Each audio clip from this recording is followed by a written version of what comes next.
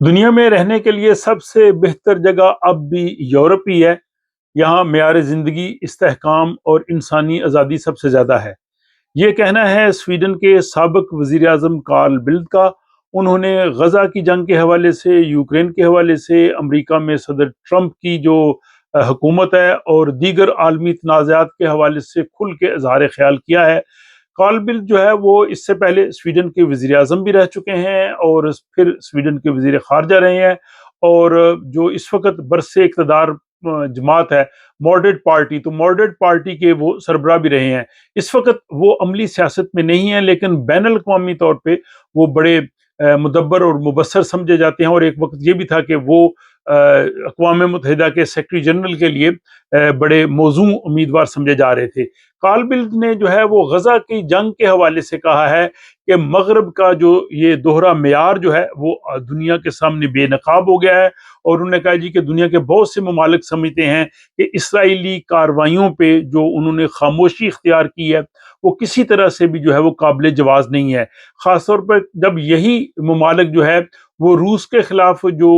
Ukraine میں ہونے والے جو جنگی جرائم ہیں ان پہ تو سخت موقف اختیار کرتے ہیں، لیکن فلسطین میں، غزہ میں جو اسرائیلی کارروائیاں ہیں ان پہ وہ خاموشی اختیار کرتے ہیں۔ اور انہوں نے کہا جی کہ دوہرا جو عالمی نظام ہے یہ اعتماد کو کمزور کر رہا ہے اور اقوام متحدہ کے کردار کو بھی جو ہے وہ نقصان پہنچا رہا ہے۔ غزہ اور یوکرین دونوں کا انہوں نے بڑی خوبصورتی سے موازنہ کیا ہے، اور انہوں نے عالمی ضمیر کو، یورپ کو اور دیگر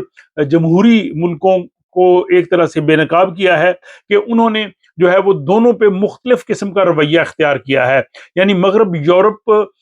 جو ہے وہ روس کے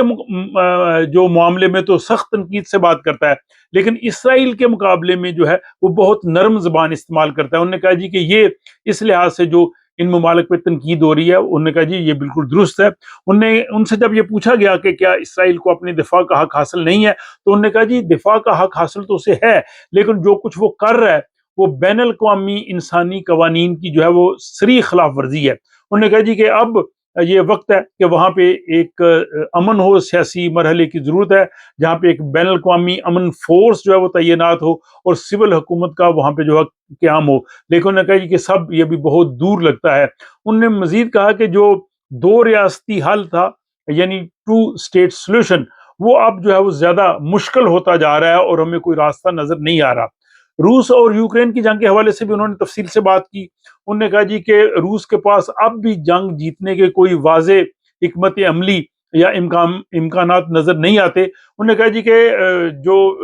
روس کے صدر پوٹن ہیں ان کے تین منصوبے تھے، ایک تھا کہ وہ فوجی فتح حاصل کریں، دوسرا یہ تھا کہ وہ شاید ڈونلڈ ٹرمپ کے ساتھ کسی نہ کسی قسم کی سیاسی ڈیل کر لیں، اور یہ تیسرا یہ تھا کہ شاید یورپ جو ہے وہ یوکرین کی حمایت واپس لے لے، تو اس طرح سے روس جو ہے وہ کامیابی حاصل کرے۔ لیکن انہوں نے کہا جی یہ تینوں امکانات تقریباً ختم ہو چکے ہیں، اور 3 سال سے زائد کا عرصہ ہو چکا ہے، لیکن اب بھی جو ہے وہ روس کو کوئی خاص کامیابی حاصل نہیں ہو سکی، اور ماسکو کے جو رہنما شاید اب بھی اس حقیقت کو نہیں سمجھ سکے کہ یہ جنگ ان کے لیے خود نقصان اور قیمتی جانوں کا ضیاع جو ہے وہ بن رہا ہے۔ امریکہ میں جمہوریت کے حوالے سے بھی جو سابق